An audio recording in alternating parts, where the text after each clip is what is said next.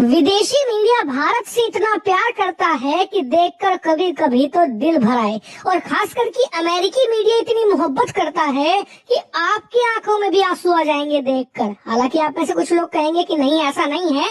तो चलिए आप मुझे बताइए, भारत का पड़ोसी देश पाकिस्तान है, वहाँ पीओके के अंदर प्रदर्शन हो रहे हैं महीनों से। वहाँ पर पुलिस और सेना ओपन फायर कर रही है, लोगों पर गोलियां चला रही है। हर रोज आधा दर्जन लोग मर रहे हैं, लेकिन मजाल है किसी विदेशी मीडिया की इतनी हिम्मत, वो इस पर एक प्रॉपर आर्टिकल भी छाप कर दिखा दे।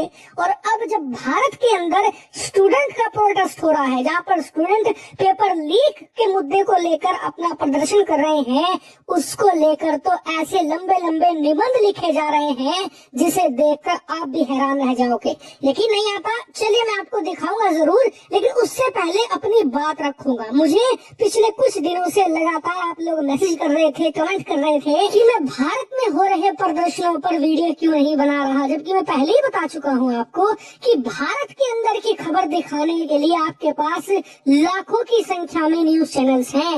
इसीलिए मेरा ये चैनल सिर्फ और सिर्फ डेडिकेटेड है फॉरेन पॉलिसी, फाइनेंस और डिफेंस को लेकर। लेकिन उसके बावजूद जब आपकी ज्यादा रिक्वेस्ट आई तो मैं आज ये वीडियो बना रहा हूँ, और इसके एंड में मैं आपको ये भी बताऊंगा कि मेरा खुद का पर्सनली क्या ओपिनियन है इस पूरे विवाद पर। लेकिन पहले इंटरनेशनल मीडिया का रिएक्शन देखते हैं। सबसे पहले द न्यूयॉर्क टाइम्स, इन्होंने बताया है कि भारत सरकार ने शांतिपूर्ण तरीके से प्रदर्शन कर रहे लोगों पर क्रैकडाउन किया है। पुलिस ने लाठी डंडों का इस्तेमाल किया, जिससे कि प्रदर्शनकारी जो छात्र हैं उनमें से कई को चोट भी आई है। लेकिन साथ ही ये भी लिखा कि इस पूरे क्रैकडाउन की वजह से प्रदर्शनकारी और उग्र हो गए और इनकी संख्या भी बढ़ चुकी है। बात करें साउथ चाइना मॉर्निंग पोस्ट की, जो कि एक चीनी अखबार है, ये तो इसे नेक्स्ट लेवल पर ले गया। इन्होंने लिखा कि भारत में आर्थिक ग्रोथ के बावजूद लोगों का असंतोष बढ़ा है। लाखों युवा स्थिर नौकरियां पाने के लिए संघर्ष कर रहे हैं, जिससे गहरा असंतोष पैदा हुआ है, और ये भारत सरकार के लिए पहली और सीधी चुनौती है। बात करें वॉशिंगटन पोस्ट की, तो इन्होंने तो इसे सीधे पीएम मोदी से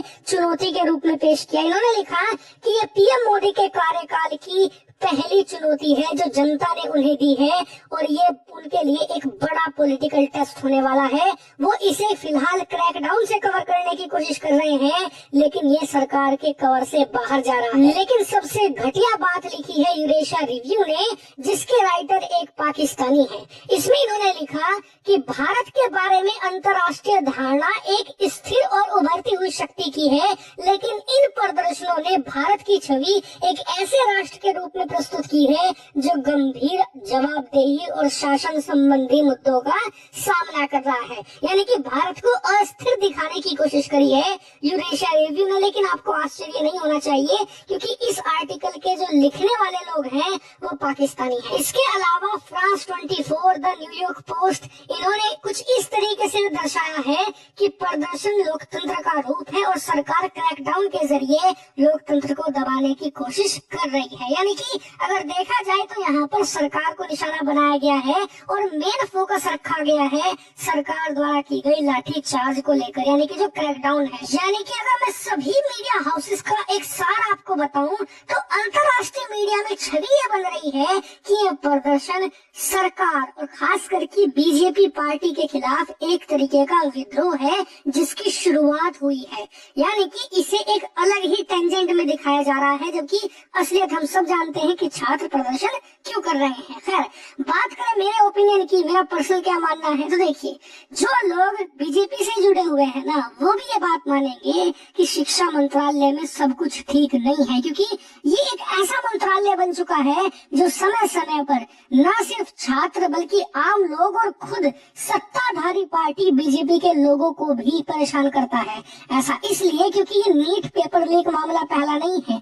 कुछ ही महीने पहले यूजीसी कांड भी हुआ था, आप सब लोग जानते हैं। उस समय भी शिक्षा मंत्री के इस्तीफे की मांग को लेकर देश भर में प्रदर्शन हुए थे, और अब भी इसी मांग को लेकर प्रदर्शन किए जा रहे हैं। मतलब साफ है कि जरूर उस मंत्रालय में सब कुछ ठीक नहीं है। और आपको बता दो, कई लोग आप में से सोच रहे होंगे कि यार नीट का पेपर तो हुआ चला गया, अब फिर लोग प्रदर्शन क्यों कर रहे हैं इसके पेपर लीक को लेकर।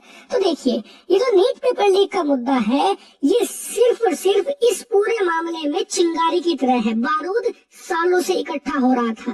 पेपर लीक अगर आप देखोगे ना ध्यान से हिस्ट्री में, तो पिछले 6-7 सालों में देश के हर एक राज्य में किसी न किसी चीज को लेकर पेपर लीक हो रहा है, चाहे वो बीजेपी की सरकार हो, कांग्रेस की हो, आम आदमी की हो या किसी और पार्टी की हो। पेपर लीक का मुद्दा हर एक राज्य में है और इसका समाधान यही है कि एक प्रॉपर अब विभाग बनाना पड़ेगा भारत में जो सिर्फ और सिर्फ पेपर लीक के मामले देखे। ये इतना लार्ज स्केल पर हो चुका है। और सबसे बुरी बात मुझे ये लगी कि पेपर लीक को लेकर प्रदर्शन हुए, उसके बाद लाठीचार्ज हुआ, उसके बाद हिंसा हुई और आज प्रधानमंत्री जी ने ऐलान किया कि हम फास्ट ट्रैक कोर्ट बना रहे हैं जिसमें इन तमाम जिम्मेदार लोगों को जो पेपर लीक में शामिल थे कड़ी सजा दी जाएगी। अब आप मुझे बताइए, ये काम प्रधानमंत्री का है या शिक्षा मंत्री का? अगर शिक्षा मंत्री हफ्तों पहले ये ऐलान कर देते, जिस दिन पेपर लीक हुआ था उस दिन कह देते कि हम फास्ट ट्रैक कोर्ट बनाएंगे, इन लोगों को अंजाम तक पहुंचाया जाएगा और रिफॉर्म लाए जाएंगे शिक्षा में जिससे कि पेपर लीक भविष्य में ना हो, तो शायद ये इतना लंबे समय तक होता ही नहीं। आज प्राइम मिनिस्टर को ऐलान करना पड़ रहा है। इससे आप समझ जाइए कि वो मंत्रालय कितने बड़े स्केल पर फेल हो चुका है। इसीलिए अकाउंटेबिलिटी की सख्त जरूरत है। हालांकि इस पर आपका ओपिनियन मुझसे पूरी तरीके से अलग हो सकता है, कोई बात नहीं।